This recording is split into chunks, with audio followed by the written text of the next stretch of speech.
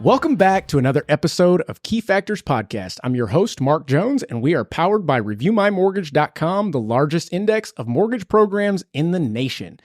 And I want to first off start by thanking everybody who has continued to like, support, subscribe, share with friends. It's working, guys. And here we are in 2024. And previous episodes, we've discussed marketing tips, using humor in marketing in the real estate business.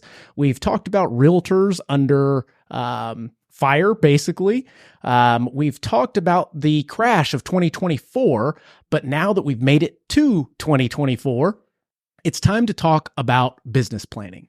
So before we get into our episode, our discussion, I want to ask you, just take a moment briefly and ask yourself, have you completed your goals for 2024? And a second question, have you written them down? So as you think about that, I'm going to introduce my guests. Today, I've brought along two friends, and I promise to continue to bring extraordinary people to this show to have these great discussions. So without further ado, let me introduce Dylan Shively. Dylan? What's up, guys?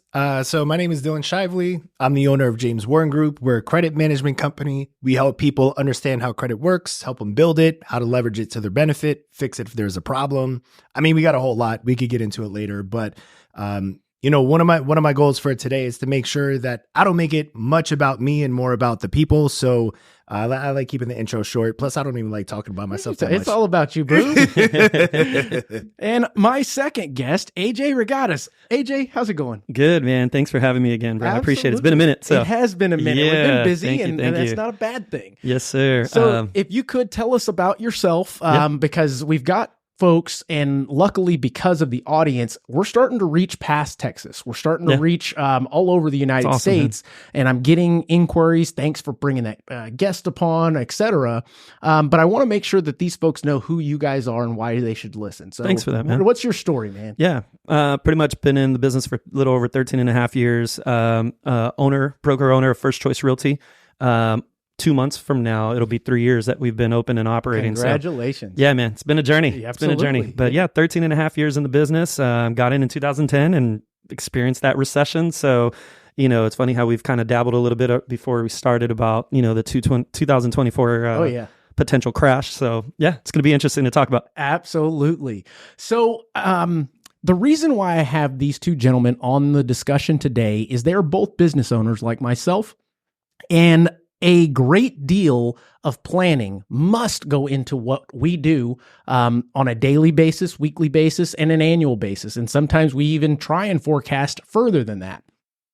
But I don't believe that there's anybody better to help me divulge in this discussion than you two. So if you could tell us how long you've actually been a business owner or self-employed, and how you got started. Dylan, you want to start? Yeah. So it's 7 years total on the credit space. Prior to that, I did have a managing partner opportunity with Verizon. That was 2 years. So I guess in total is 9 years.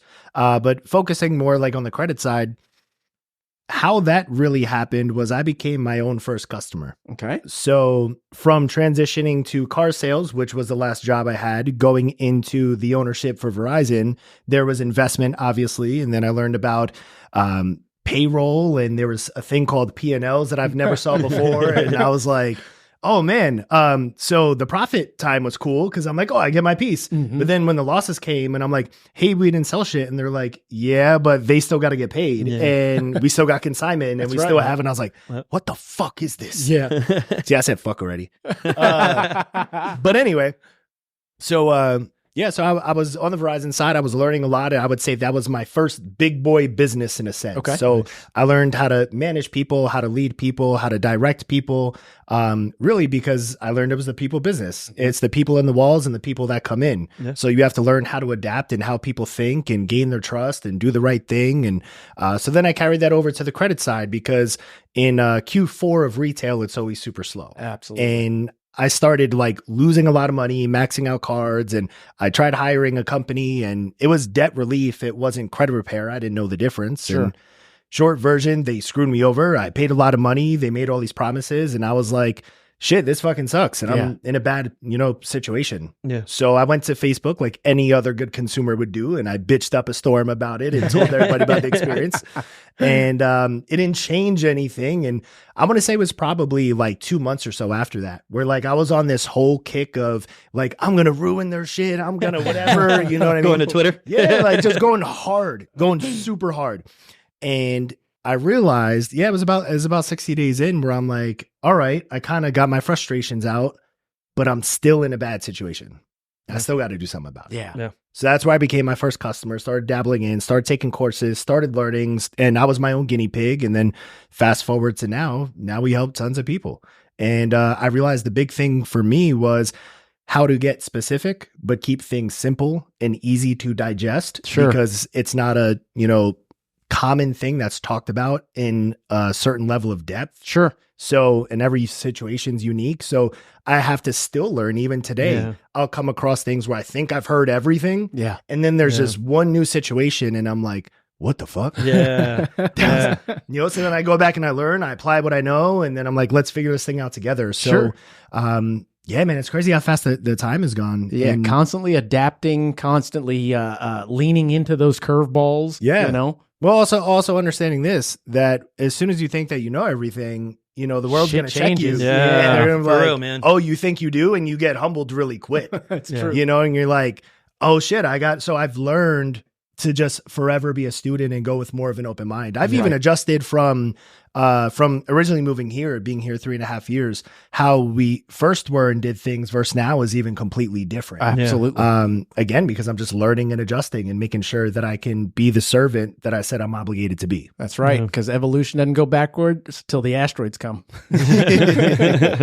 How about you, AJ? How long you been working for yourself? Oh man, it's funny because I think we can all relate when we say working for ourselves. It's more of like, how long have we been a hustler for? That's right. Yeah. So, That's right. But yeah, like I said, 13 and a half years. I would say honestly though, it took about 3 years being in real estate where I hired a business coach and actually learned how to take it serious with P&Ls and profit, personal budgets and things like that. And I would say now, so more so on the brokerage level, it's frequent, right? Like it's constant adjustments. And so I always, I say it, pretty often, pretty frequent in front of the agents or even publicly about my secret weapon, my biggest asset is my office manager, Jackie. Absolutely. I've got a Jackie too. Yeah, Awesome. she runs the Shout books. Shout out to man. our Jackie. She runs the books, man. And so it's if not every day, it's every other day, every week that she's constantly going over numbers with me. So it's pretty cool to know that I have that where I delegate and leverage. That's something she's done for over 17 years to where I was blessed with the opportunity to bring her on and hire her. And honestly, man, that's been my biggest secret weapon with our growth is Jackie. So with that, it's I think I speak for all three of us where we've gotten used to, more importantly, the past 5 years where none of this has been normal. Whether it was a hot market, we were constant in 2020, 2021, we were constantly adjusting every single month. Absolutely. Almost like felt like every single week. Everything when was we on were the having fly, our meeting, it was like, okay, bidding wars, 20 offers. Let's adjust to this, right? Let's try this. And so somebody raises their hand. What's an appraisal waiver? Yeah. So more so over the past year and a half, it's been still constant adjustments, but at the same time, it's just more so of like, okay, let's get creative versus how to keep up. Now it's let's get creative to learn how to make sure we're getting them sold. Absolutely. So, yeah, it's constant adjustments. I believe that, especially being a business owner myself, it's just constantly something being thrown at you that wasn't already in your business plan. Yeah. We do our best to try and see the future or create the future, but there's always something, there's always something. It's funny to add to that too, because as we were talking about this before we started, I was there's one thing that kept coming to thought. And I know y'all watch too a lot of MMA fights and whatnot. Yeah. And one of the things that I constantly hear from a lot of those fighters in the UFC that they often talk about is we all go in with a game plan. Yeah. It's once you get hit. Oh yeah, that shit changes real quick. It's once you get hit, how do you adjust, That's right? right. Or do you adjust, or That's do right. you just fold? Does the game plan go out the window? So it's. I mean, don't get me wrong. I'm not saying we get hit in the mouth, No, but you're right. at the same time, it's like we're constantly getting hit and how we adjust. I think the best way to say it is you can't practice a game time situation. Yeah. unless you're in the game, right? So we do our best to predict, but at the end of the day, you can't really know until you're actually in the thick of things. So that being said, I want to go back to the question that I asked our listeners, which is, have you completed your business plan for 2024?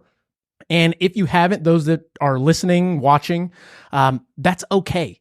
The reason why I say it's okay is because it's better late than never. And I firmly believe in the philosophy that if you fail to plan, you're planning to fail, basically. That being the case, I want to start with the basics of business planning. Number one, when did you guys realize that you had to create a business plan? Because for me, I'll be honest, running my first business, which was credit repair, I didn't have a business plan. I was flying by the seat of my pants. I know how the plan was to make money. Make money. That's exactly right. I need to make money. I wasn't really fine-tuned with the operating expenses, with the variable expenses, with the insurance, with the the oh shit moments, all of those things. Matter of fact, fast forward to when I became a top producing loan officer, it was like, holy cow, there's a lot thrown at me. I can't just fly from the hip anymore. So at that point in time, I got a business coach and we talked about business planning. You've got to create a plan to get to X, Y, and Z, because if you don't, and you don't figure out what activities it takes to get there, you're literally just like a loose chicken running around. Exactly. So at what point in time did you guys realize that you needed a business plan? So I'll kick it back to the Verizon times. Cause like I said, technically that was like that first big boy business. Sure. And I apply a lot of what I learned there to, I forgot if this was a top or a side one. How I apply it now is based off what I learned there. So I learned two things. One, you have to have your plan in place as soon as you get started, even if the plan is as small as, I just need to make money. Because then it's okay, well, how much money do I need to make? And then understanding, why do you need to make that much money? So then you dial it back and find out, well, I need to make this much per month. So this is what I need to sell because these are my expenses and this is what I need to walk away with. And then you can dial it down day by day to figure out what actions do I need to take in order to hit the goal and understand that it's not going to go the way that you always expect. Right. So that was the first thing. Then the second thing was how often and adjusting. And we may get to that later, so I don't want to like overdo it, but it's okay. I learned that I have to adjust it often because things happen and things change all the time. So as soon as you start executing part of the plan, like let's say you have a monetary goal of, I don't know, $10,000. As soon as you start seeing yourself trending to get there, you have to adjust the goal. Doesn't matter if it's 2 days later, a month later, whatever it is. So those are the two things of just start with something, right? Because something will start to build the momentum of, oh, I'm working towards something. It gives you that motivation. It gives you that kick. Oh, I can't slack off today because I'm this far off the goal. And if I lose, I'm not paying any fucking bills. That's right. That's right. So that before I ask you, AJ, that brings up something that I had jotted down previously, and it's a philosophy of there are 3 different types of people when it comes to this topic in particular. And this is my opinion. Others can think other things, but I'll explain it. The first type of person is going to be the person that does not do a business plan at all. They run their business, which is most. That's exactly right. Most salespeople. If you talk at the front, I was like, oh, shit. I can hear myself. That don't business plan at all. They may do well, they may not. They may do well for a little while, and then shit happens and it falls apart because it was built on straws. Then there's the second type of person. Those people do a business plan every single year. They go through the motions of it, but they don't pull it up after February. They do it. They're done. That's it. I know what my goals are. They're in my head. They make their post. They make their post. That's exactly right. And they move on with their life, never to be seen again until the next year rolls around. And then there are those, which is the third person, that complete their business plan and are constantly checking it week after week, month after month, maybe even putting it in somewhere where they can see over and over. Yeah. And like you said, utilize it to motivate you, utilize it to hold yourself accountable, utilize it to measure and make modifications to the needle moving activities or to the critical success factors, money making moves, et cetera, whatever you want to call them throughout the year to give yourself the best chance at hitting your goals. Yeah. Right. So that being the case, AJ, when did you realize you needed to create a business plan? When I hired a business coach. Okay. Very good. And honestly, it was the coach that told me, like, dude, you're all over Same the place. Here, man. Yeah, same so, here. Like I said, I didn't know anything about P&Ls and personal budgets and lead tracking and all that stuff. So right now I'm referring to putting my real estate agent hat on, right? Gotcha. I would imagine there's more real estate agents probably listening. So but it relates to both. So by all means, yes. Yeah. So, and even now to this day, like when I sit down with an agent, and I talk about, okay, what's your goal for this coming year? It's always the common answer of, I want to make six figures, right? And so it's like, okay, well, but six figures can go from 100,000 all the way to a million, right? So what kind of six figures are you looking to make, right? And so then once they give me a number, it's like, okay, now it's almost like we got to do reverse engineering on Always. it, right? That's right. So because again, most agents are, especially new agents, are painting this perspective of, I just know I need to hit a 6-figure income title, right? Yep. That's the goal. That's what I want to do. But what does that really mean, right? Correct. Like, how many deals do I need to close? How many conversations do I need to have on a daily in order to increase that percentage of what the standard expectation through NAR says this is what the average agent does, right? So looking at all those numbers and stats and percentages, and then being able to break it down with the agent, so that way they understand, okay, if I know I want to make 100,000, then that means I need to do at least 15 transactions for the year, because the average, and every city's different, right? But the average sales price, 330, 340, let's give some grace, say that the agent's doing an average of 300,000 on their sales price, and they're closing $300,000 transactions. They're making $9,000 minus the split or whatever they're on. 15 transactions. That means, okay, well, NAR says that anywhere from 0.4 to 12% is the average conversion rate in a conversation for an agent for a lead. So breaking that down even further, that means I need to have at least 10 conversations a day, 5 times a week. That makes 50 a week. That makes, 100 a month. And so you're breaking it down for them. Whoa. Yeah, no, this is where I geek out on this stuff, man. So I geek out on this stuff because, again, man, I've had so many of those conversations with the agents where it's like, let's break this down so we can have an actual game plan, right? Versus just saying, I want to hit 6 figures. And then it's like throwing shit on the wall and just hoping that it sticks and see what happens. I want to, I guess, frame this for those listening simply because the way that AJ just described his thought process in that is a seasoned mindset that has been through this, done them over and over, failed at it, learned how to correct, learn what to focus on. And we'll be talking about those things. Yeah. But I want to make sure that you guys understand that it does not have to be that complex. No. We're talking about multi-year business owners here. Yeah. And multiple businesses in some cases, and it does take quite a bit of thought process to go into these business plans. But I also don't want you guys to think that it has to be overwhelming. True. The fear of actually getting started is like, oh man, what do I do? There's so much that goes into it. You Google business plan and it's like this PDF with like 10 sheets of paper. You're like, well, what the hell? Yeah. And it does not have to be that complicated. Yeah. So given that, I can simplify it. Let's start with what goes into the business plan before you decide to put pen to paper. What are some things that as a business owner, salesperson, you would think about that would go into that business plan? An accountability partner. Okay, very good. So start with an accountability partner that has the same drive and desires you do, right? Because I can find an accountability partner that says, yeah, I want to make 6 figures too, but if they don't really have that drive in them, then I might be partnering up with the wrong person. Sure. Are they willing to wake up with me at 8 a.m. or 7 a.m. in the morning? Are they willing to, commit to making those X amount of calls a day? Yeah. So finding the right accountability partner, and that's where you got to be careful, because I think in our industry, a big mistake that we see is when people do find an accountability, they find their friend. Yeah. Right? Like, it's their friend. Those are two different things. And I think that goes to the concept of being in your comfort zone. Yeah. So they think that, hey, I'll do you a solid, you do me a solid. We'll be accountability buddies.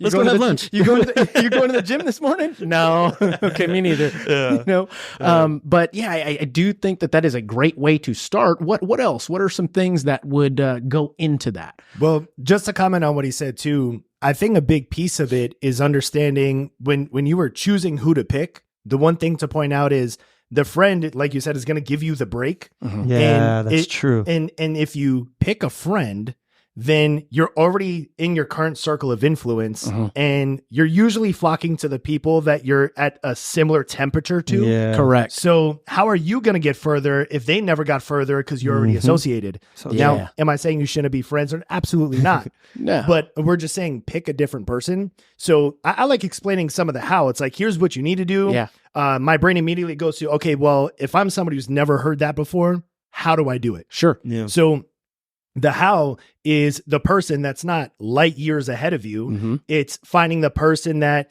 you just notice certain traits. Yeah. And just by the questions you ask, you can tell. So being specific is a part of business plan. I think that is a skill that needs to be cultivated in everything. So if you practice the skill of being specific, you'll notice things will change. So I want to make six figures. That's why he immediately went to, well, what kind of six figures? Yeah. Like I want to know down to, I want to do $127,000 because of blah, blah, blah, blah. Yeah. So when you ask your potential accountability partner, what do you want to make if we're going to do this? And they say six figures, they're not the person you need to choose. Not because they're a bad person, but because if for themselves they're generic, they're not going to be able to get specific and detailed to pick you apart to get you better. I actually agree with that. Pretty solid. Like and to that point, I almost think, and you guys can give me feedback on this, I almost think that when choosing an accountability partner, you need to pick somebody that almost makes you feel embarrassed or ashamed if you miss something. For real. Would you agree? 100%. A perfect example of that, man, is like, I'm known in the office of like, I love putting people on the spot, and it's something I got to work on. I'm not going to lie, man. But I love putting people on the spot. I'm right there with you. Because I love being put on the spot, right? So I'm assuming everyone else likes trial by fire, baby. But I love role playing. I love practicing calls and whatnot. And sometimes we'll be in a meeting, or I'll just stop an agent in the office and be like, if I'm interviewing to sell my house and I'm interviewing 3 agents, why should I choose you? Right. And they all, it's always talked about, they all almost give the same kind of answers. And so we work on that, critique that. But when we role play specifically, like on cold calling, I'll tell the agents to partner up, and they'll partner up, and you hear them role playing, and it's always like, yes, okay, yes, I can meet you. It's like, no, like give them a hard no, like give them a hard, like why not? Objections, because it's not going to make you better if you're just, okay, yeah, that time works for me, no, give some hard objections, so that way that can put them on the spot, make them stutter, but make them better. Right. Keep them on their toes. I like that. Go ahead. I guess an effort to go for the on the spot. My on the spot question for you would be, why do you think you need to change that? Ooh, yeah. I'm right there with you on that, simply because it is just a different coaching method. We know nobody likes being put on the spot. Yeah. So you're doing it because the intent is to do what? To make them better. Yeah. So of course they're going to say, hey, I need you to stop making me better because it makes me uncomfortable. Right? It's just like kids, right? So like your kids don't want to be put on the spot or being told what to do. Yeah. But at the end of the day, if it's what's best for them, they'll thank you. They'll thank you later. So I would just say, as any advice, if I could give it, I wouldn't change a thing. Yeah. You know what? I would give a little advice, and I think you can agree with this. Don't change what you do. I would change the approach in the sense that giving an announcement, email, text message to the group saying, hey guys, I know that I tend to put you guys on the spot. Yeah. I'm going to continue to do that, but now you know. Yeah. And that just kind of lets everybody know that it's open season type concept, but it's not a surprise as much as it was prior to giving that base expectations of, hey, nobody is immune to my wrath. So, and I agree. The only challenge I've had with that though, when I've done that, is guess what? now there's empty seats in the meeting or in the 'cause training. they don't want to get called Yeah, on. they're like, I'm not going to show up to that. You know, so Now, is that a good or a bad thing? true, because the ones that do show up, those are the ones That's that want right. change. That's you know? right. So yeah, And initially, as the man running the show, Yeah. it's like, well, fuck, I want people to show up. So that's kind of the initial leverage they may have is knowing that you'll be like, well, shit, I want a full room. yeah. But if you run with it anyway, the room will refill itself True. with the people With quality Yeah, that makes perfect and sense to aspiration. me. True, that's true. So, a couple more things that go into the beginning of creating this business plan. How about the previous year? Do you look back at the previous year? In doing these goals, is it annual? Do you have a quarterly? Do you break it down that much, or do you keep it simple because you're doing so much? Me personally, I do one simple business plan for each of the businesses, one page, and then I have a Miro board where it's just this big whiteboard on online Yeah, that is just like a mind map, and probably only I can understand it, but it's still there to where if I need to go back and tweak something, I follow the chain up and go, okay, there was the broken chain. There was the activity that I didn't do enough of that didn't get me to that goal in the quarter. yeah. But I want to hear from you guys. What do you consider when making those goals to set that business plan? So for me, it's the once a year. Yep. However, I still break them down in quarters and then break them down to even the month and then the weeks. Yeah. Because again, being specific, you have to be that way. Yeah. You have to look at, okay, if I want to hit this for the year, again, what do I got to do every day? Mm-hmm. Well, if you're dialing that in every week, like let's just pretend in a perfect world, it was every Friday. Right. Well, by Friday, I'll know in that week, are we trending to hit the goal or not hit the True. goal? Because I'm not just looking to hit the goal. I'm looking to see, do I have to increase the goal because I set it too low? Yeah. Right. True. So it's either, well, this thing is way too high and it's unachievable and I need to go back and retrain. Yeah. Or, man, this needs to get moved really quick because I've underestimated our ability. Yeah. You know, so that's why I look at it so often. And then we just do we have Monday calls with the sales staff to say hey, here's where we're at. Here's what we're doing, and just keep on track. And then every once in a while, I'll throw bonuses and stuff out there. Sure. Yeah. Hey, let's do this. If you could get this done, if you could do this many, if you can, get this review, if you can make this customer happy, they have their incentives. Right.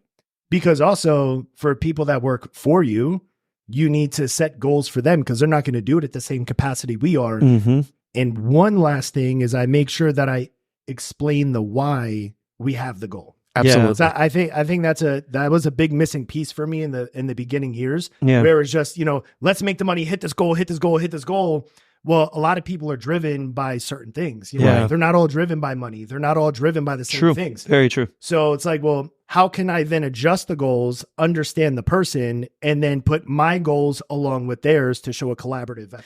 I like how you just pointed that out right there, because that Same. was something that I had to learn Mhm. over the past, I would say, year and a half of me adjusting to that with the agents, because I was guilty of, holding all the agents to the same accountability. Correct. Right? When I know that my Ana Sanchez is projected to do this much this year, so then I would hold my new agent to that same level of standard. Not saying, oh, I'm expecting them to do that many transactions, but more so of that same level of expectation of your effort, of your drive, of your, what I mean? And not everybody's on the same scale. Not everyone's You on the can't do same it. scale. Yeah. That's something that I've learned to work on for myself as a leader, where it's okay, just because so-and-so's goal is to do X amount of transactions doesn't mean that's so-and-so's goal, as well. Right, So learning, identifying, sitting with them individually, one-on-one, and learning about what their individual goals are, and then giving them the opportunity to let me know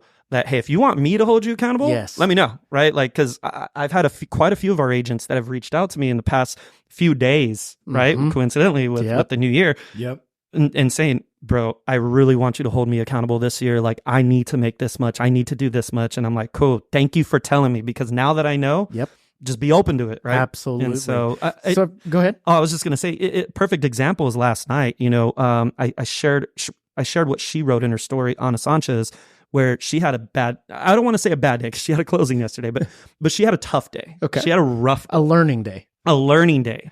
And sometimes our conversations, which we talk just about every other day, sometimes our conversations can be me getting on her. Sometimes they can be me just listening to her. And yesterday she needed a listening moment, right? She was venting and she just had a rough day.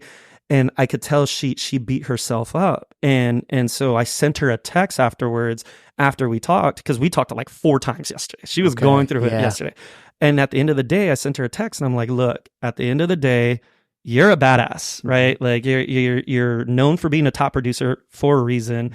And you need to demand that respect and that cooperation from your client. If they refuse to give it to you, then you need to be okay with firing them. Yeah. Because not one transaction is worth your peace and sanity. That's exactly right. You know? So, and to know that she accepted that, where it was like, thank you, I needed that, right? It was that reassurance of, all right, let's chalk the L for this day if we want to call it that, and then let's wake up tomorrow morning and let's go again. That's exactly right. Yeah. So I've got 2 things to address what you both said, and I'll start with AJ's, the rating the level of accountability. And I started doing this about 3 years ago, and directly with the loan officers when it's time. Matter of fact, we're doing all of our one-on-one reviews with our business plans on Friday. Nice. And the first question that I ask them is, on a scale from 1 to 10, circle how much accountability. And then you have to define what 1 is and what 10 is, so that they know, all right, you want a 10? That means I'm going to be on your ass. Matter of fact,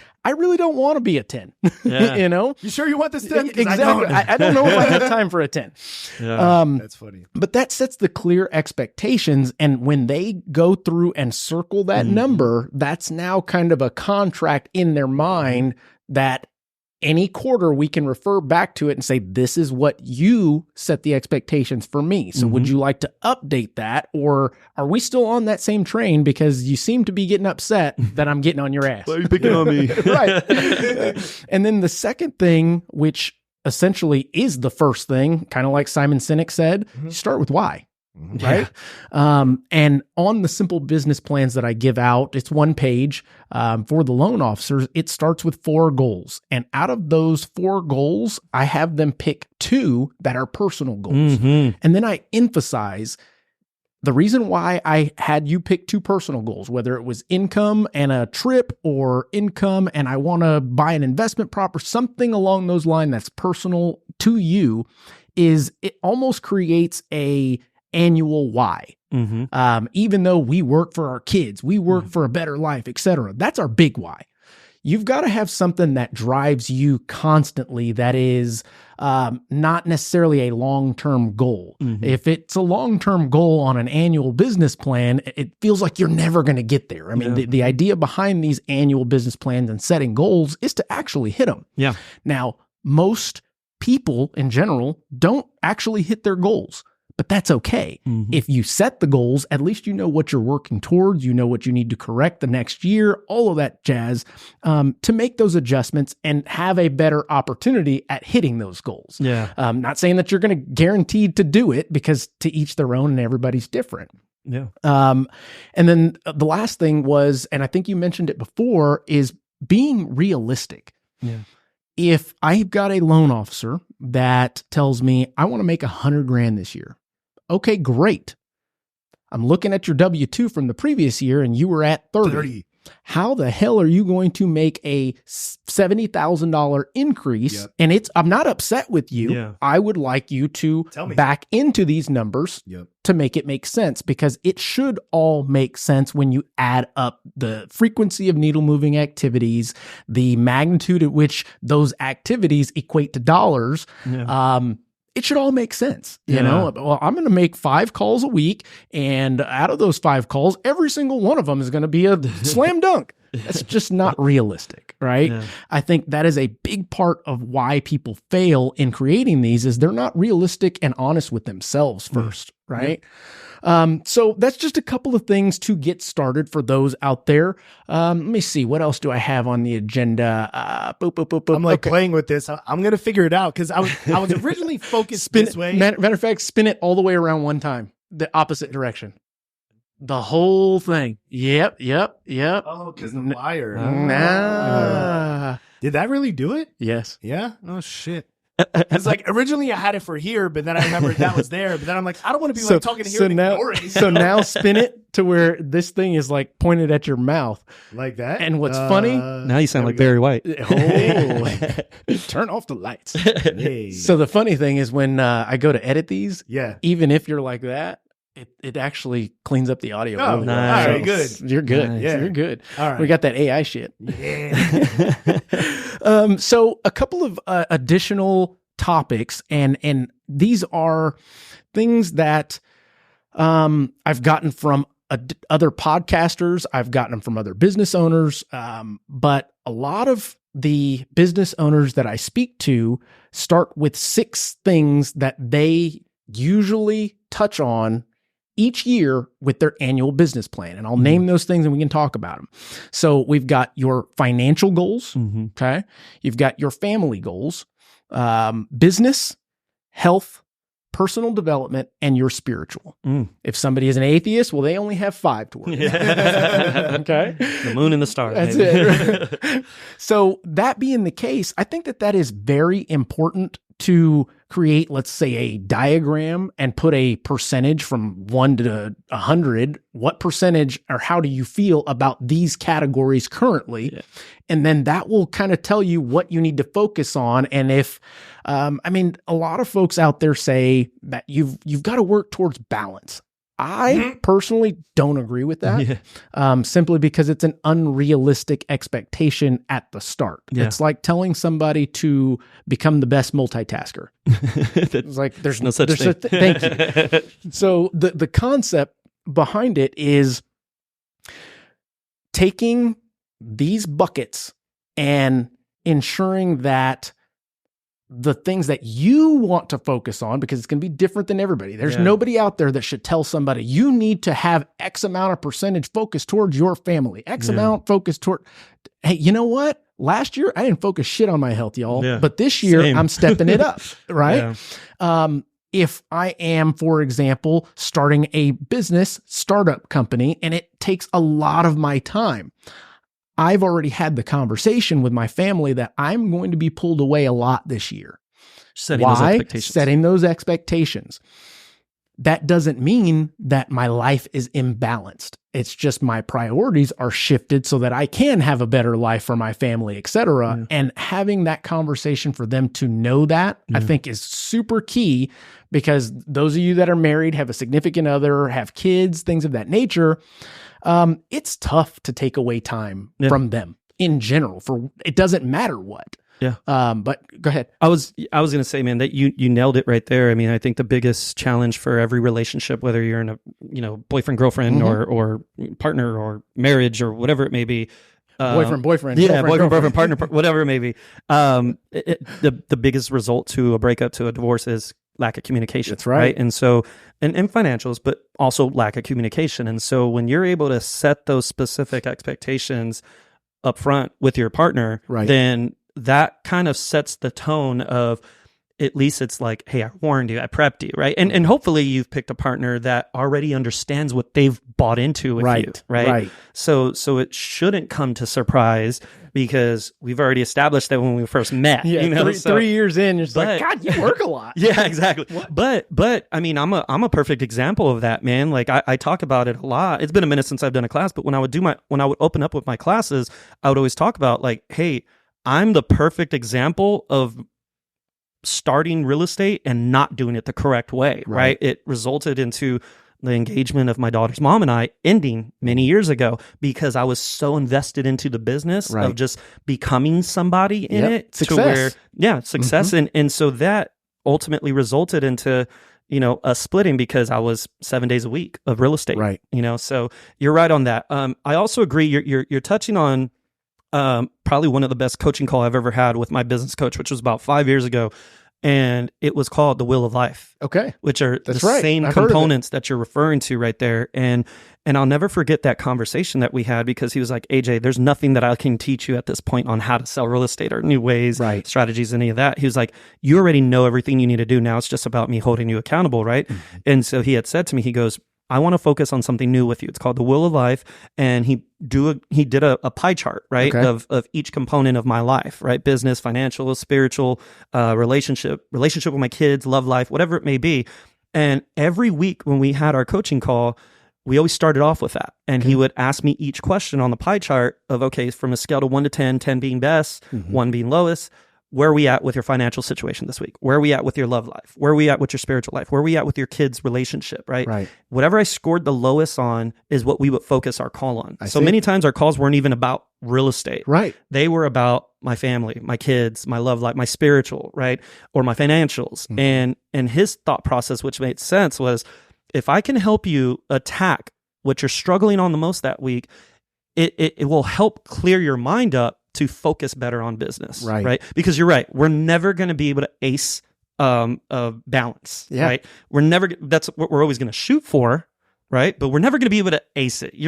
The likelihood of having someone saying, oh yeah, I have the perfect balance, work-life balance, right? It just doesn't exist. We're constantly going to be working on that. I agree. And I see it all the time. I've got the perfect balance. I'm working towards balance. No, you don't. You're full of shit. You know, you're playing this game of I want to look like I've got it all together. Right. When in fact, if we look behind the curtain, you're probably shit's in shambles. Who knows? Yeah. Go ahead. So another thing, I was trying my best. I was like, oh, there's some good. I want to say something. I'm working on that too. It's our ADD, bro. Yeah, like as soon as I'm like, oh fuck, I don't want to forget it. But anyway, another part about the balance. So again, for the listeners that are trying to think about, okay, I just learned from this podcast that the balance I've been told about, well, that sounds way better. The balance that I've been told about is now no longer existent. These guys just said balance doesn't exist. So what do I do after that? Yeah.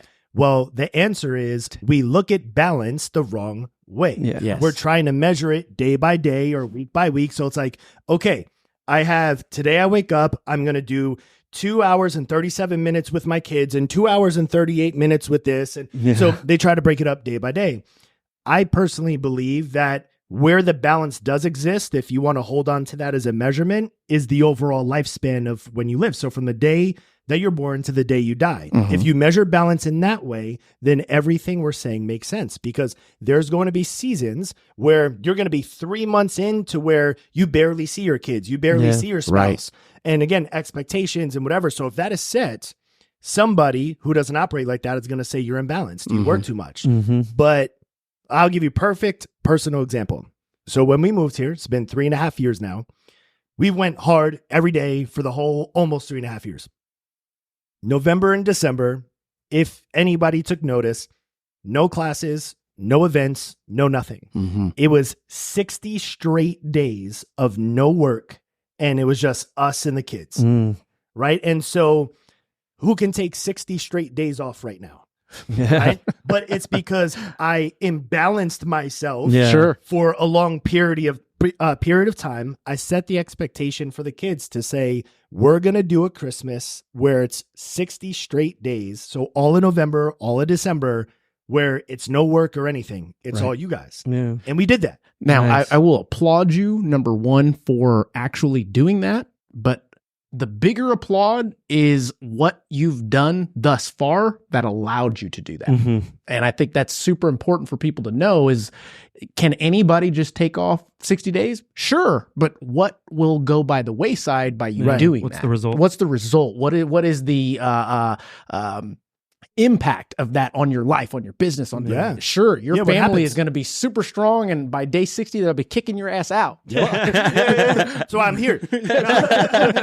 So I think based on being able to do that, the important piece is what you've done to get you to be able to unplug like that and everything still continue to run. It means you've got everything pretty tight. Right. You know, as a matter of fact, when you, and this is kind of, I don't know, side note or sidebar question, but I want y'all's opinion on it because you guys do a great deal of events, coaching, things of that nature. As myself, do you do a super simple business plan for those types of events or those types of meetings, things of that nature? And if so, what's that like? Yeah, definitely. Like for instance, we got events going on all the time, dude. So it can get a little overwhelming at times. But yeah, I mean, it takes a team effort. I might come up with an idea for an event, but it takes execution from everyone else. Participation and execution, buy-in. From everyone else. I haven't had a chance to really speak on it, but our big end of the year holiday ball, which is our biggest event of the year. It's our biggest expense of the year, right? And honestly, I might have came up with a couple ideas for it, but it was Jackie that ran the whole thing. Sure. And unfortunately, she doesn't get enough credit for that. Everyone's like, right AJ, you did Jackie. a great, exactly, yeah, shout out Jackie. But like everyone's like, AJ, you put on a great event. I'm like, it wasn't me. I honestly didn't handle any of it other than the pay, of course, of paying for stuff. But other than that, I didn't handle the coordinating of any of it, the conversations, the bookings, all that stuff. Thankfully she handled all that. So I guess what I'm saying to answer your question, get Jackie on the phone. Yeah, right. Oh, I stress Jackie out. I'm not going to lie. Same. But at the same time, it takes participation because you're not going to be able to carry the workload by yourself on that while at the same time being a leader, while at the same time, navigating the trainings and doing the interviews and all that stuff with agents. And so it's learning how to delegate and being okay with leveraging things that you're not good at. I like right? that. Yes. Things that because especially as leaders, right? As we're all business owners and leaders, I think the most common thing for a business owner is letting go, right? Letting go and letting others take on the things that you're not good at. That's right. And so I'm not saying I've aced that, but I think I've gotten a lot better at that over the years and continue to get better at it with just leveraging my weaknesses. And you mentioned something that I believe should be added to the beginning of this conversation. So those of you listening, add this to the beginning. And it's what you think about or what goes into your business plan initially. And I was taught this concept early on in the coaching process, and it was the focus funnel. Yeah. And what it allowed me to do is exactly what you mentioned, is take every activity that I do currently and then contemplate and put pen to paper on what I actually have to do, whereas what can be delegated, eliminated, or automated. Put it through a list, put them in columns, get rid of them so that you can actually feel the weight lifted off and put over there visually, because a lot of folks tend to fill their business plans with all of these things. Yeah. And then you look back at it and you go, wait a minute, how many of those things were actually needle moving activities and how many other them were just things? I'm going through the motions. I know that they're going to want me to have this on here, so I'm going to put it. And that focus funnel will save you a ton of time. Now, is it a long process? Sometimes. It just depends what it is that you do. Yeah. But determining what you actually have to do versus what you think you have to do, I think is very important. I want to share this, and I don't want to speak in front of you. One thing I just want to share, man, that I kind of learned that ties into that, touches into that I stopped doing was going on lunches with people like in the industry. Same. Right? Years ago. Even with agents that were like, hey, we're thinking of joining your brokerage. Can we do lunch? I'm like, no, you can come to the office. Thank you. Yep. Because the only and I'm not going to lie, I give credit to Jack Hawthorne and Craig Owen. I got this from them, where they're like, yeah, we only go on lunches with our agents. That's exactly what I do now. The only time I go to lunch is with one of my agents, and that's it. And so understanding the time that you have in a day, and then making sure that time is being well spent with the right people, right? And so with that, because I've been so open in the past and willing in the past to go to lunches or go have a drink real quick with someone and just, chop it up.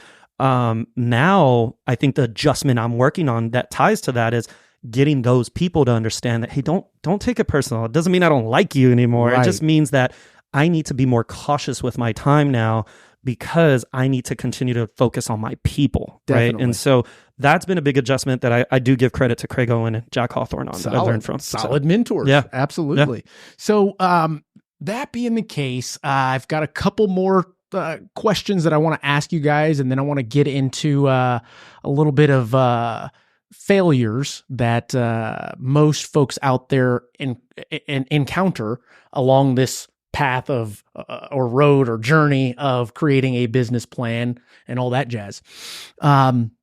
But as we get into this, let's see, which way do I want to go with this right now? So, and right after this message. Go ahead. Oh, man. All right. So pretty much, yeah, that's Holy way shit, better. you sound so good. Yeah. Where was this the whole time? No. So when it comes into the business planning, even for events, for classes, that just became a habit. So yes, I plan for everything. And I was somebody like back in school and all that. Like I didn't plan for shit. I didn't do anything. We all, I think even like 5 years ago, 4 or 5 years ago, I would not plan shit. I could even tell you, let me be even extremely vulnerable. Even from first moving here, when I would do classes, in my mind, I was like, well, I know what I'm talking about and I know the message. And I would even wing some of that. I was just like, oh, I'm so good at winging it. And then I forgot who it was that told me, but I'm not going to take the credit for it. Somebody told me like, hey, that's good that you can be good on the whim or on the fly. But if you want to be great and understand people took the time out of their day to listen and get a message, it's actually disrespectful to them if you don't plan something. Sure. Agree. And I was like, holy shit, I never thought of that. So since then, you could call it over planning or whatever. But I think down to and it comes to repetition of doing it and analyzing what went good and what could have went better, where I plan everything down to, okay, the event space we picked, what's parking going to look like? Are people going to be pissed off? Are they going to be late? Is it easy to find? Do I have to give them additional directions? Because sometimes where we hold a class, maybe take the elevator to this and walk down this hallway. Yeah. So now we got to put signs on there to direct them. We want to do everything to make sure that they're not late because of us, right? So then we can start at a certain time. And so I go into all of this planning. And the most planning we've done was like social media boot camp. So the first one was done in 28 days. It was intense planning, but it was a short time. Yeah. The second one that we had at Techport, we had a little over 60 days to do that one. Right. And that was huge because one of the things that got taken away from me was part of the planning. Yeah. So, for them, they have different requirements. Like the stuff we were able to do at the Norris Conference Center, we couldn't do here. Right. So I'm like, oh yeah, we could bring our guys for this and this. Or like, no, we do that. We have our own. and I needed to fill out this whole like 5-page or 5-tab, whatever, Excel sheet of like specifics down to, okay, from 8:01 to 8:04, you need to play this. And this is the start time of this song and then transition to this. And I'm like, you don't just give me a clicker. Like, you know what I mean? And then the slides had to be in a specific format. And they're like, well, don't do this type of video file in it because it won't play. And I'm like, what? Down to the very minute. Yeah. So initially it gets overwhelming and I'm like, whoa, this is new to me. Yeah. But then I just remind myself like, hey man, you've been down the new road before. This is what you need to do to adjust. So shut off everything of trying to control it and go with the plan of what they have and adjust your way of doing it. And then it worked out well. Absolutely. Right. So classes, events, anything, everything I do is planned. Even now when I get DMs on Facebook or Instagram of like, hey, I want to talk to you about credit, whatever. I have a Calendly and I pay for the subscription because now I can make unlimited things. So rather than also trying to just say, here's a consultation link, I find out what they want to talk about. And then I take the extra initiative to say, okay, I'm going to label this as the meeting with you and I. Yeah. And then based on what you want to tell me, I don't think it needs to be 30 minutes. I think it only needs to be 15 minutes. And then I put more questions within the Calendly link. Right. So then that way, when I go into it, I already know the things that need to be done. So it's a good intentional 15 minutes rather than a wasted 30 minutes. True. And you streamlined that process, which then gives you back time to go do what you do best. Exactly. Yeah. So I've got something to add to what you're saying. And it was towards the beginning. And it had to do with, I used to do things on the fly and I was pretty damn good at it. And there's a ton of folks out there. Matter of fact, I was one of them. AJ, I'm sure you were one of them as well. And my message regarding that is, could you imagine if you now took the time to put it on paper, to plan it, to actually go back and have a tool that you can utilize to gauge and measure your actions and what they amount to? I think a lot of folks take that concept of just being good at being on the fly for granted, instead of taking it and leveraging it and harnessing it to something that you can look back on and go, holy cow, I actually moved the needle that year versus I got through it and it was a good year and I was badass. Yeah. Like, wait a minute, you can still be a badass, but in turn, what it tends to do is, and I don't want to call it overthinking. I just call it critical thinking. when you come up with, I plan every damn thing. Well, Elon Musk plans every 5 minutes. Yeah. So how granular do you want to get? And I think the message to the folks out there is get as granular as you want. You don't have to be as specific, but I think in time, you will be. You will be. That's exactly correct. I agree. Quick thing that just triggered back into my mind. Earlier, you said something to the extent of, I'm trying not to mess it up, but it was that second thing I wanted to comment on. Oh, man. Well, it's okay. We weren't recording, so we got to do that again. I'm just kidding. Oh, shit. Say the last thing that you said before. The concept of actually utilizing a business plan, even though you think you're a badass, you could be a better badass. That part. So every person that does what we do as far as running a business, there is a level of confidence and a little bit of ego that is required. Yeah. You have to have it. However, you start to notice, so talking about balance in the business plan, this is how I'm going to mesh them. Most times people will say, well, if you go all in on this and you overplan on this and you spend all this time planning and, then you execute here, you're taking away from here. So people don't want to do more than what they're already good at because they think it's going to take away from something. I'd like to argue to think that it allows you to expand. So to kind of put not a definition on it, but to kind of put clarity on what you guys were going back and forth with earlier, now that I remember, is if you go all into the business, some people will say, well, that takes away from your family. Yeah. Mm-hmm. No, it doesn't. If I plan and I set the expectations, now what I'm doing is because I had a good work day, when I come back to my family that day, I'm an even better version of me. That's because I won. I built the momentum that day. Yeah. And same thing, spending all that time with my family and not doing the business. Well, that takes away from your business. Mm-hmm. Well, okay, physically, yes. Yeah. But now the person that I became in those 60 days, now my focuses have changed and I'm going to apply 10 times more because now that I'm away, I got the reminder of what I'm walking away from. It's very true, man. I'd like to touch on that because yes, it can be challenging when you're trying to get there, right? When you're trying to build yourself supposed to be. That's what it's meant to be. That's right. Right? Because not many can make it to that level. So it's always that goal of trying to achieve, whether it be success or just balance or whatever it may be. It's that constant just wanting to achieve, trying to achieve, and planning on getting there one day. Mm-hmm. Man, you nailed it, because right now I'll never say I have the perfect work-life balance. Right. But I have a pretty good hold of your priorities. Of my priorities, because right now, to know that even though we've surpassed 100, I haven't announced that yet. I'll edit. So if you want me to, even though we have, we can go. It's fine. No, it's fine. Even though we have the amount of agents that we have now, I still am done with my workday by 5. I still make myself available by phone call to my agents till 7 o'clock, sometimes 8 o'clock. On the weekends, I'm with my kids, our family time, or my time. I don't really work weekends, especially Sundays. I definitely don't work Sundays. But you would think, then your agents are missing out, right? Or they're losing out on your availability. No, they're not. I still have the agents that are dude, you're always available. You're always there when I need you.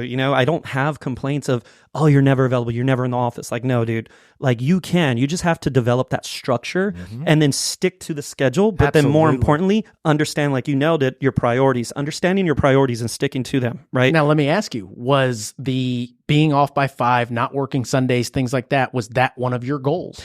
In the very beginning. Okay. And when I say very beginning, I'm referring to when I was selling. Sure. Right. So when I was selling real estate, that was the goal. I didn't think it was realistic. Absolutely. I didn't think that it was possible. Yeah. And then my coach was like, no, you're going to have that schedule. Correct. Right. And it was just but that's impossible, because I work 7 days a week. I love bragging about being available to my clients 7 days a week.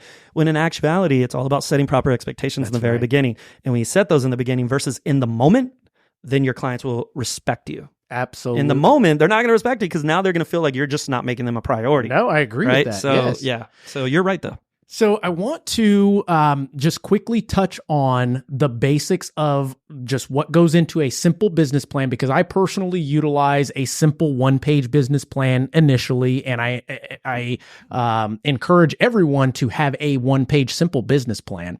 Within that simple business plan, you want to focus first on a couple of goals that you have that conclude by the end of the year, both personal, financial, touch on those 6 topics that we had discussed.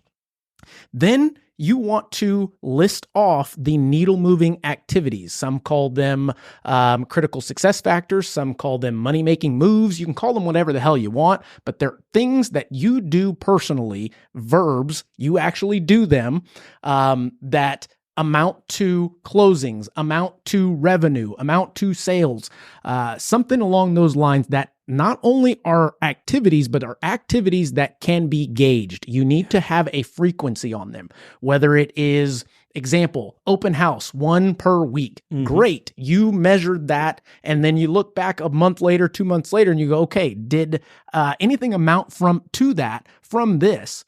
No? Okay, well then I need to adjust that number in frequency, not change the actual what you're doing, right. task. Correct. Yep.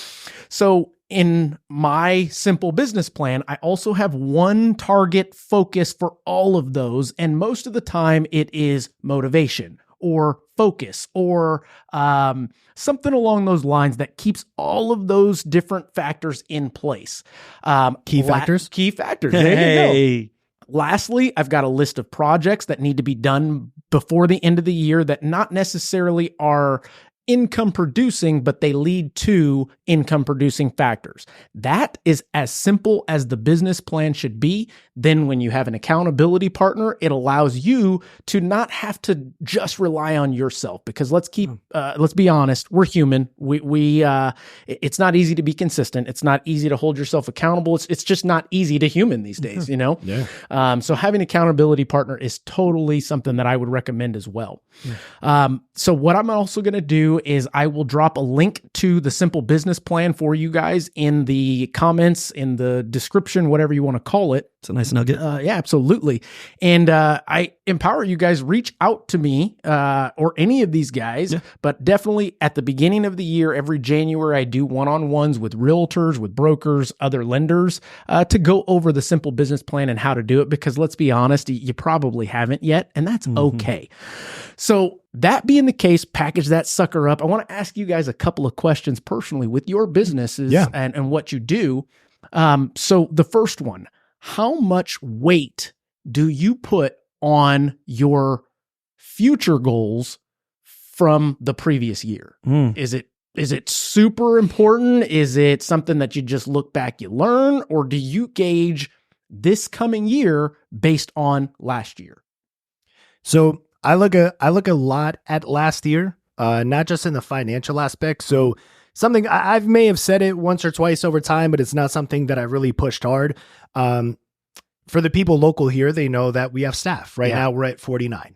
And so like it's a huge, payroll expense, but it's because for me, one of my goals, and so I got to make a certain amount of money because I want to hire a certain number of people. Gotcha. Yeah. Because there's a part of me where I want to create more jobs. Yeah. So, it's a little bit of a different mission. Like, obviously I want to create more jobs, which means we got to make more money to make more payroll, which means we have to help more people. And the way we help people is recreating the feeling they get when what we've done has worked for them. Yeah. Right. So that's how it all works together. So one of my big goals is I want to see what it takes for me to get to 200 employees, because that's a big deal. Yeah. And it's not to say I have 200 employees. I look at it like this. That's 200 people that are on the same mission as me, which means the wave's going to be created even bigger. Yeah. The impact is bigger. And then think about those individuals. Think about, when they go home, do they feel good about what they do? Are they getting paid fair? Are they making a good income? Does that make them better for when they go home? So like I said, we have those Monday calls and, we discuss a lot of different things. So I look at what did we do last year and how do I get to this goal? Again, the goal isn't necessarily or primarily monetary. The goal is the 200 employees, then backdate it to this is what we need. Your to do. why. Yeah. Then it goes into your how. Right. Yep. I like that. AJ, I like you got that, anything to man. add to that? And I like how you're saying that, because you're pretty much saying your outreach, the goal ultimately is because you're going to be able to have 200 employees, and your outreach of the Dylan Shively way is going to touch so much more people because of the culture and everything that you're working on with your employees. So I like that, man. That's pretty good. That's impactful, man. Yeah, for sure. Really is. For sure. And we know that message resonates in your posts, in your demeanor, and the delivery and everything that you do deliberately. It's fantastic. Thank you. Keep it up. It's one thing I guess I'll probably say, just because we're on it real quick, and then I promise I'll get off it. It's funny because that I'm learning the industry is it gets very high schoolish real quick. Fickle. Yeah, it's a fickle game. So the one thing, now that you know the reason why, so hopefully this brings clarity just in case. One of the things that frustrate me the most right now is that there's a message among other people who do what I do, right? And their marketing to people is that they don't want to be as big as we are, right? So they're like, oh, we don't want to be as big as James Warren Group, blah, blah, blah, so then that way, as the owner, if a client wants to talk to the owner, they can. Hey, and I'm like, yeah. So at first I'm like, really? That's cute the fucking when you message? first get started. And then I'm like, you know what? They don't even get it. So I guess I'm kind of stealing this time to explain myself. So maybe if they watch it, they'll know. One, you sound super dumb, because what you're doing is you're saying you're going to limit how many people you would want to help change the trajectory of how they live and the quality of their life. Because like you said, finances are a big reason for divorce and families being split. Yeah. So understand what we really do. So you want to limit how many people get that because you want to tell the next realtor lender that they can talk to you? Because you want to have an impactful pitch. That's what it boils down to. Yeah. And so for me, I'm like, well, hey, guess what? Everybody could be taken care of if I got 200 people. Yeah. And then those 200 people are taken care of. And then we get to help more people. And then guess what? I still take calls. I still talk with people. That's right. I just don't publicize it. I just told you earlier about the Calendly. That's right. Yeah. I still talk with people. Yeah. Hey, right? you respond every time I text you. So every time. Every time. Time. So it's just like, and this goes for any industry, to take it away from me. If a marketing tactic is like, we want to remain small because of whatever, one, understand, going on the spiritual side for a second, you're speaking that into existence. And if you really believe that, you're going to remain small. And then when you're home thinking about why shit ain't paid and why you ain't doing more and why you're not happy, it's because you're trying to appease somebody to say that you want to play small, as if that's a noble thing when it's not. Or as if it's a diss. Like, right. Really? Yeah. Right. Good luck. Yeah. And good riddance. Yeah. Anyway. But you're spot on, man, because I can relate to that too. The most recent one I heard from one of my new agents, that I was just mind boggled by it, but it was just like, man, I can relate, bro. Yeah. Like, I've heard a lot of different brokers talking about me, to where it's like, you know what? They're talking about me. Yeah. I'm not talking about them. They're talking about me. So obviously it's a sign of something. So, but the most recent one I heard is that was said to this new agent, because they were trying to pitch to get him to go over there where they're at, was, well, don't get sucked into the hype of all their events at First Choice. And it's like,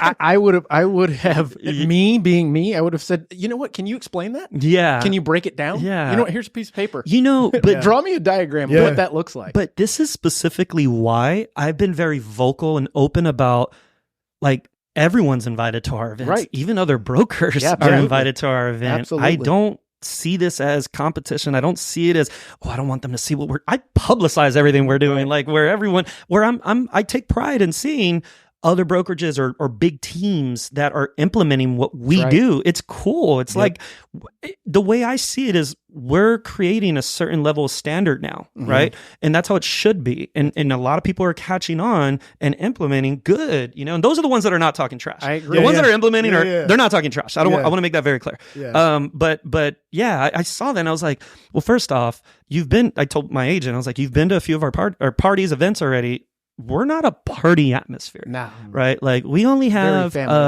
events out of the year that have alcohol in them. Right? It's one of our First Choice family night, where it's for our agents and just their family members, where we have an open bar. Then it's our end of the year holiday ball, where yes, there's open bar, but it's for our brokerage. Right. And then we have our pre-fiesta kickoff, which there's alcohol.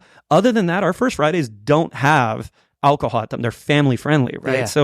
So to make a comment of, oh, well, be careful with their parties and their, don't get sucked into the events. It's like you're missing the whole concept of why we do the events. I'll be honest, it's people talking out of their ass. Yeah, because they don't have anything else to say. And a prime example of that is this podcast. Yeah. And you mentioned you're very transparent in what you do. I feel like when I have guests here, we're all very transparent. There's a reason why you guys are on this show. There's a reason why we're starting to pick up tons of viewers. Yeah.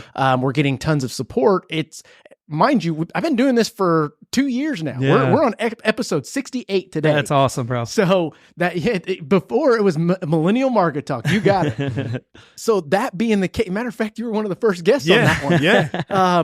But in the beginning, I could see that people didn't want to like it. It was like something in them that was like, I can't do that, or I don't want to do that, or that's foolish. So I'm not going to tune in, or I'm not going to follow. I'm not going to support. Now it's to the point to where these conversations are so transparent in what we share in our business plan. We are giving them blueprints in every single episode, every single discussion, that, as you mentioned, it's intended to be so hard that here it is. If you can duplicate it or make it better, good for you. That's why we're putting it out in the air. Leveling each other up. Absolutely. That's what it's supposed to be about. Yeah. But there are a lot of folks out there that are, I don't want to use the word hater. Yeah. It's more so something that's within them that they've got to come to terms with, that, hey, I can learn from many situations. It doesn't necessarily have to be that person or that thing, but I'm going to keep an open mind and soak up what I can. Yeah. I'll make myself vulnerable real quick and share with you, like, the brokerage. We didn't hit our goal this year, or this in 2023. We didn't hit ours either. We didn't hit our goal. So to kind of circle back on your initial question, do I use the previous year to help gauge and set goals for the upcoming year? Yes. Mm-hmm. However, I can also give myself grace in understanding what the previous year was like for everybody, right? There you go. So do I say, oh, we're taking the L? No, we're not taking the L. I'm still happy and proud of what we did last year, knowing that, the goal was to do 500 transactions as a brokerage. We came up short, right under 400. Right. But I try to train the agents, always look for the silver lining in any situation, even if it's a goal that you didn't hit, or if it's a bad situation that you're going through, or season that you're going through. Sure. Always look for the silver lining, right? And the silver lining that I took from those numbers, knowing that we didn't even get close to that goal, which it was a far stretch goal. Sure. But knowing that we didn't get close to that, the silver lining I found is, well, you know what? We also, based off of the amount of agents we have, our average ratio of closed transaction per agent is 3.8. That's solid. For 2023, when the SABOR as a whole average is less than 1%. Right. So, I hold on to that. That's a big win, that I'll hold on to. And one would probably say, man, he didn't hit his goal. What was the point of doing the business plan? The point of doing the business plan is knowing what you can control and what you can't control. Exactly. And our philosophy, and I believe you guys agree with me, is let's focus on the things that we can control. Yes. And all the other outside forces, they're going to do what they do. Those are the, what do they call them? Variable items that we can't foresee. That's the shit that's being thrown at us in the mix that we got to roll with. Yeah. And if you didn't have that business plan, well, you're still flying by the seat of your pants. We didn't hit our goal, and we don't know why we didn't hit our goal. See, I feel like I'm still, because we're approaching that 3-year mark, we're still building that blueprint. I like that, right? Of data for our brokerage. And so we're building that blueprint. I feel confident that by year 5, we'll have an actual 5-year blueprint of how to project and make those 5-year plans for the future, right? And so with that being said, it's also making those adjustments. I actually realized, because of my ADHD, I didn't answer your question earlier about the business planning. So I do use the previous year to plan for the following year. I usually start my business planning like in October, right? Or September, October. Sure. And that way I can set forth those goals. So it's an annual business plan, right? We then review them with my leadership committee every quarter. Okay. Right. However, I review them with Jackie every month. However, my TCs, I review with them our transaction count every Friday, right? So I break it down all the way, because I'll be honest, man, it is hard sometimes to project what we're closing on a weekly basis, because a lot of agents, not just mine, but a lot of agents are known for not uploading their documents of their closing until the day before closing. So when we don't know until the day before or the day of closing that, oh, there's another transaction this week, it's like, it's hard to project sometimes, right? But so that's how I break it down, and then we adjust, right? We adjust, and if we didn't hit our numbers on a monthly basis, I'll bring it up in the meeting, and I'll bring it up to everybody, right? So the whole brokerage knows, like, hey, we were in the red this month, or hey, we just came shy, or this is our goal. Just so you know, like I already know our goal on a monthly basis of what we should be projecting, right? And so that's how I break it down. Very good, and I'm sure that's insightful for the folks listening to understand that it's okay to look back at the previous year, but know don't live there.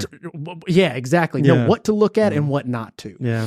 So I've got the last piece that, do you guys have a little bit more time? Yeah. I'm good. So we've got 20 statements, items as to why folks typically fail at creating a business plan. I want to run through them and we can talk about each one, or we can skip over some or give kudos to the others.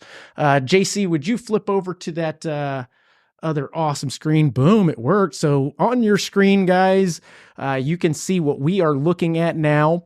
And this was pulled from Patrick Bet-David's podcast that he has. I listen to him religiously. Same. I think he's a pretty solid dude, both personally and from the business aspect. And he, kind of like we were talking about, gives it all away. Here's all my secrets. You know, he's already done it. And I think most people that have already done it are more than willing to share what their trials and tribulations are. Yeah. So this first one here, and again, this is 20 reasons why business owners, salespeople fail at creating a business plan. So number one, not taking the time to plan. And as mentioned, planning or what is it? Failing to plan is planning to fail. Planning to fail, basically. Number two, not having data. Not having data at all. And that is tough. Let's say it's your first year in the business, second year in the business. You have very minimal data, just like your situation 3 years in. There's limited data to go around. But at least using what you have to create these check marks, these gauges that you can tweak up or down, I think is super important. Number three, overestimating what they can do. And this we discussed earlier is, I want to do $100,000 this year. Okay, great. That sounds good for me because we all profit when you do better. But last year you did 30. How are we going to do this? So that's just unrealistic. All right, number four, not knowing what to measure. I think this is super important because people tend to add fluff on their needle moving activities, their critical success factors, just to fill up a page when you're just going through the motions or trying to add busy work to appear busy. You know, one thing I can touch on this that might be good, like a cheat sheet for real estate agents, is as a new agent, when I don't know what to measure, but if I'm a new agent, I know I want to hit 100,000 next year. Maybe go and reach out in your brokerage that you're at to the top agent. Yes. Right? The top agent, which for the most part, top agents usually want to help others. Absolutely. Right? They do. And so, but I can also speak for a lot of top agents. It's like, if you're going to come to me and ask me for some help, don't waste my time. Right? I'll add to that because it's a great point. It needs to be on their time, not your time. And what I mean by that is the approach taken is crucial. You can't go to them just out of a whim and just say, hey, can I take your... Whoa, they're a top producer for a reason. Their day is probably broken down into, I'm not going to say 5-minute intervals, but my day's broken down. Your days, they're broken down. Yeah. So if you're trying to get in where you fit in, it ain't going to work. Yeah. As I'm texting my 12:15 meeting, hey, I'm running a little behind, bro. But a perfect example of that though is go to the top producer in the office. Doesn't mean they're going to share their goals with you and you have this expectation of, I need to hit those goals. No. But they can at least outline a basic goal setting plan for you of, hey, okay, you're a brand new agent. This is what you should shoot for, right? Because I was a brand new agent at one point, right? Yeah, we all started somewhere. Yeah, I agree. Number 5, not doing your research. I think that's important. because as we discussed in the very beginning of this episode, what are the things that go into this? Outside forces. Do you look at the political landscape? Do you look at the financial aspect of it? How much you're saying you're going to do all these things, but you don't have any money in the bank. So how do you do those things without the funds to do so? Not having the right research to get those goals done. True. Being careful where you get your research from. Very good. Important on who you take that advice from. Yes. I'm curious, and kind of off topic, but I'm curious to get your opinion on this, right? As we just said this, is the whole speculation and things that, this post that went like a wildfire about, in 2024, there's going to be 6 rate drops. When you start dissecting where that actually came from, to come to find out, to the best of my knowledge, that's not what was actually said. No. And so, but of course you see every real estate agent now sharing that post. Yeah. Oh, get it now before it goes crazy, because there's going to be 6 drops. I think it's funny, and the listeners may be pissed off at me for saying this, but I'm going to say it anyway. Probably saying what I'm thinking. Well, maybe. Shit. What was I going to say? We all share a common trait here, dude. Yeah. Maybe this helps trigger it. What I was going to say is we live in an information stage now, so you got to, 1, validate it, and 2, understand most information you get when it's posted on social media is based on perspective and experience, not by fact. Yes. So you have to understand the fact of it. And so too many people are putting out information, adding perspective, and then it gets diluted down. It came back to me. Very true. So I think it's funny that when volume drops, you see a lot of realtors turning into lenders on social media. Oh yeah, and credit specialists too. I'm like, I'm like, how the hell do you know what rates are going to do? I don't even know what rates are going to do. Like, who the fuck do you know? Yeah. Exactly. So to answer your question, I believe that rates will drop, but they're not going to drop like people think. Yeah. Because if they do, we're going to have another situation where we have to go backwards, and the Fed doesn't want to go backwards after they do something. So I think this gradual easing is what's going to end up happening. We probably, by the end of this year, we could be sitting at a pretty solid 5.5%, 6% Which rate. I think is fair. I think that's healthy. Yeah. I really do. Volume has picked up dramatically in the last 2 weeks. And I think momentum is a hell of a drug. Yeah. Not that I'm a mortgage expert by any means, but that's what I was thinking too. Somewhere in the high 5s. Well, at least it piques the interest of whoever your audience is. Any type of relief. I encourage realtors to continue doing that, but be careful what you say. Don't quote rates. Don't be the expert in something you're not the expert at. Yeah. I would add to that by saying, which is touching on that, is be a little bit more patient on commenting your perspective or what you've heard.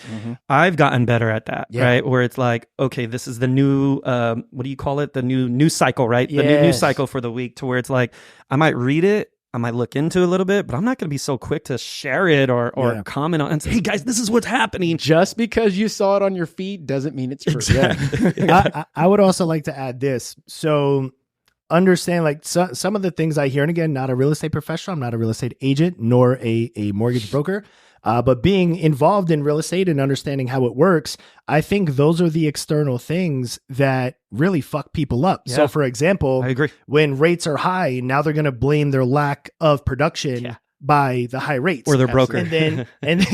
And then once it reverses and the rates get lowered, but the home prices increase, because it's always going to, absolutely, right? So it's going to be one or the other. Yin or yang. Then when the other kicks, well, now the reason that nobody's buying and they have low production is this. So I think that the focus should be shifted, and apply this to any industry in case there's listeners outside of real estate.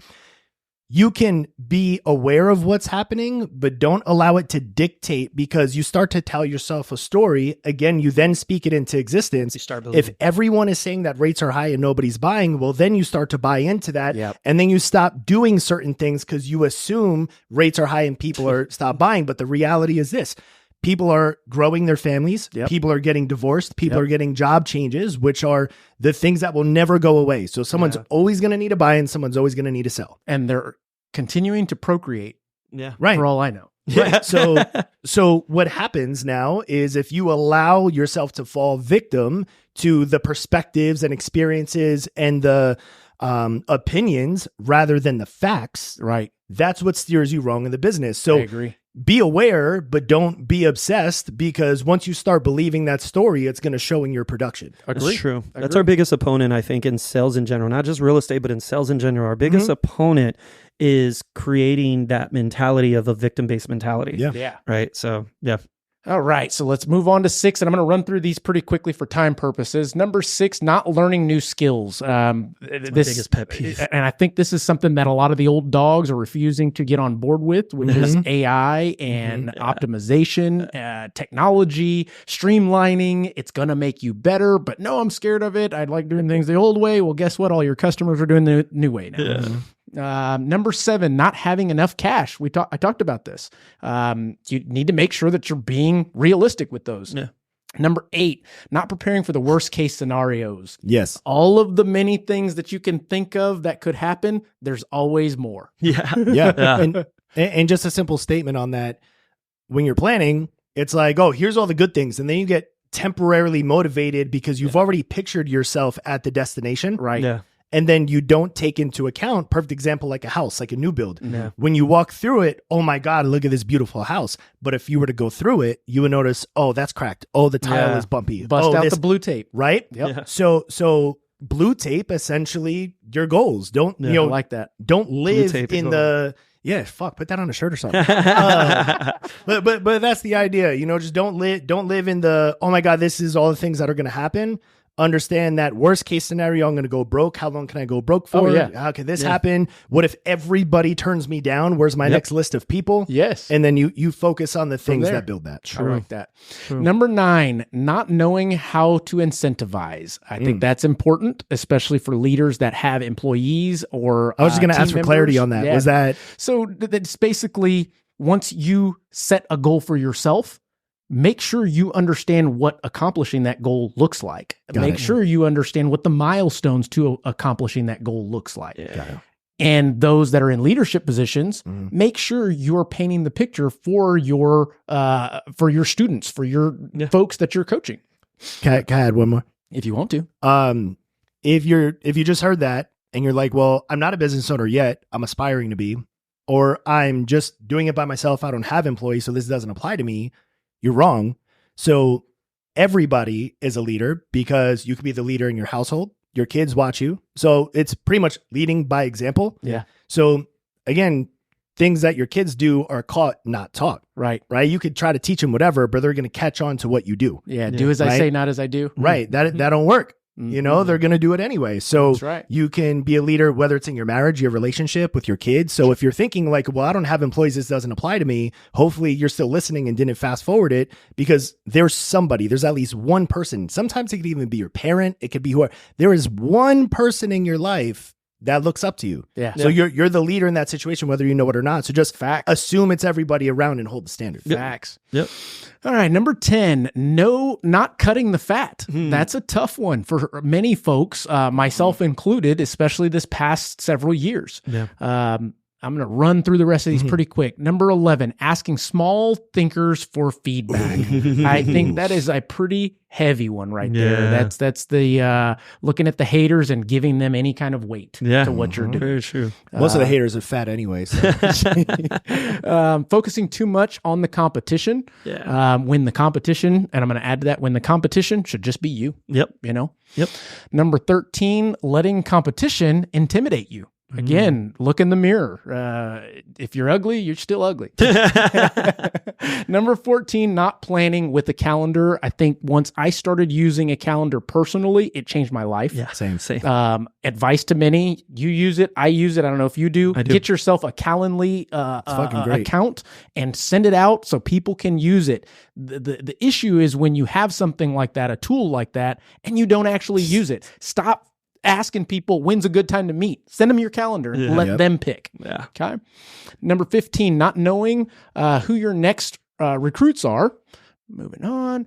16, not giving each year a theme. I like this concept, and that has a lot to do with what I was talking about on the top 2 goals that you start with. Personal goals that set the theme or the tone for this year coming up.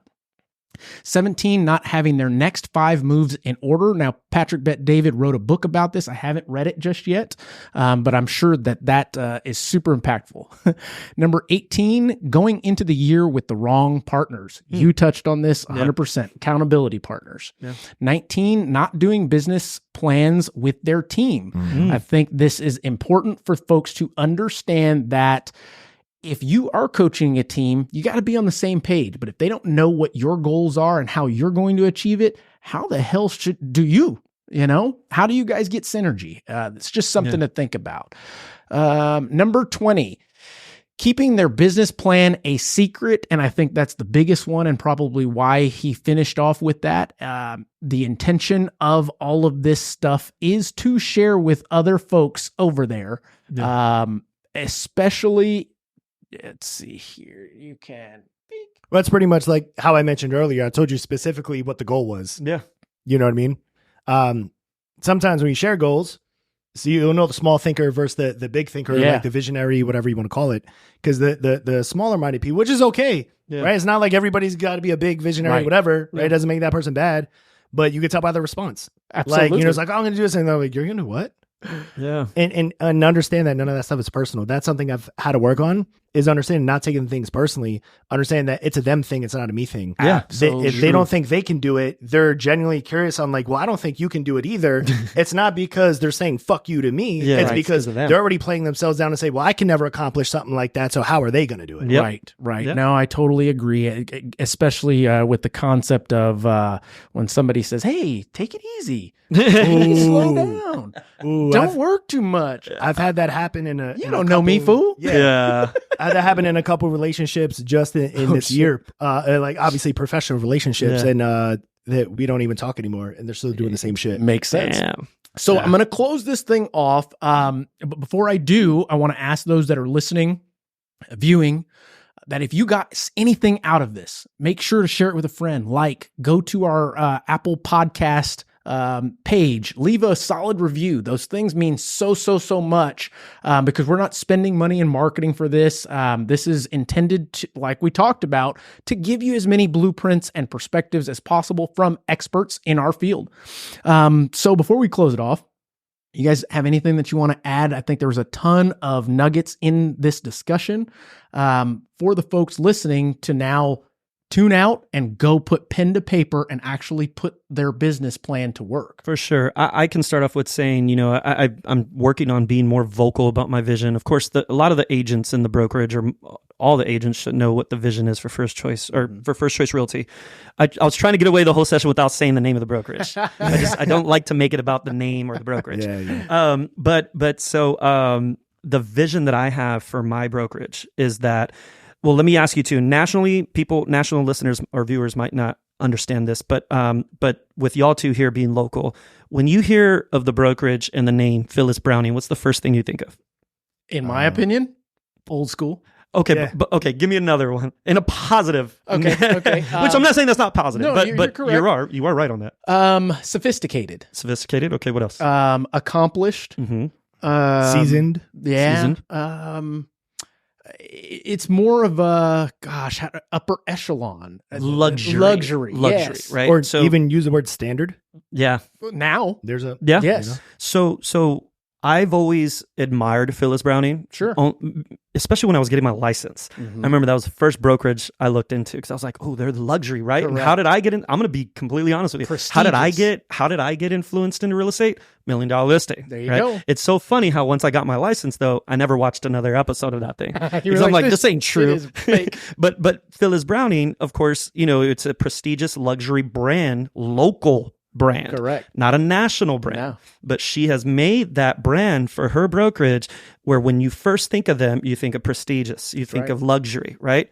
How was she able to establish that, right? Granted, it took years, but how was she able to establish that? I tell you what, self-made. It started with one. Exactly. It started with one. My vision, because everyone's always asking me, well, man, y'all got a lot of agents now. How many agents do you want? I never set a goal for head count. I never set a goal for agent count. That is not even on my radar of how many agents we want. Right. I will admit we've reached that pillar that I'm about to announce, but it wasn't a goal, right? As we got closer, it's like, oh, we're almost at that, right? Yeah. But so my ultimate vision, my goal for the brokerage is when you in San Antonio think of First Choice Realty, I want people to automatically think they're knowledgeable over there. They're very seasoned. There's experience. And there's a reason that I'm working towards that, right? You've never heard, and I will never go into champions or, like a school of real estate, because I'm not saying we don't accept brand new agents, Right. but I'm not focusing on brand new agents Right. or as far as recruiting. Right now, yes, we have trainings for brand new agents. We do focus on our agents and our brokerage, but I guess what I'm getting at is I'm not trying to build a head count based off of recruiting brand new agents. I don't even like the word recruiting because I've never picked up a phone to call an agent, and I've never DM'd or I've never made a post on social media saying that we're hiring or anything like that. Like, I have built a brand of a brokerage, and including my agents, because I will not take the full, I should say, accolades of what our growth has been, because it's a contribution of our agents too. Yeah. There's been a lot of agents that have joined our brokerage because of our agents that we have in the brokerage. Absolutely. They've influenced them to join. But that is the reason why I don't focus on recruiting, because I want to build a brand of knowledge base. Yes. Right now, I'm proud to say we have 4 different brokers that have joined the brokerage. That's awesome. And that is a cool feeling to know that they could have gone and opened their own brokerage, but they decided, you know what? No, I like what you're about. I like what your message is. I like where you're going. I want to be a part of that. That is what I'm shooting for. Yeah. Is a knowledge-based brokerage that will be known in San Antonio one day and for that. And not only is that a stellar goal to have, it's very future oriented. And the reason why I say that is I firmly believe that the future of real estate only leaves room for experts. Yeah. Just because of all of the especially technology, with all the noise. Absolutely. Yep. With the attacks on realtors, with technology, evolution, all of the things that consumers have direct access to. What are they missing by not having a realtor or a lender? Yeah. And it's the experience, the expertise, the advice, the value that in itself brings, not opening a door, not those basic elements. It's the, oh shit, it hit the fan. Yeah. Now what do we do? Yeah. No problem. And those are the calls that I love from my agents, man. Absolutely. Yeah. So that, guys, man, that was damn near 2-hour podcast. Yeah, damn. Just jam-packed. Nice. Nonstop. Nice. Gentlemen, I want to thank you for sharing all of your knowledge that you have today. I'm sure this will go very, very far. I'm sure this will be one that people will stop, rewind, go back, take notes, etc. And then I hope and pray that those listening actually take what we've given you and put it into action. Again, lastly, I'm going to say it again. Like, share, subscribe, damn it. Just keep sharing this with people, because it's to a making person that you feel needs to hear this. Absolutely. And what it's doing is allowing me to continue to bring guests like this to the show, and allow them to be comfortable with being very transparent with you guys. So I want to say this is another episode that was definitely needed, especially this time of the year. And I'm hoping that we can kick this 2024 right in the teeth, man. Amen. Yeah. So that being the case, guys, thank you for tuning in. I hope you have a great start to your 2024. Get with me if you are looking to create your simple business plan. I'll have a link in the description for this. But that being the case, we will catch you on the next one.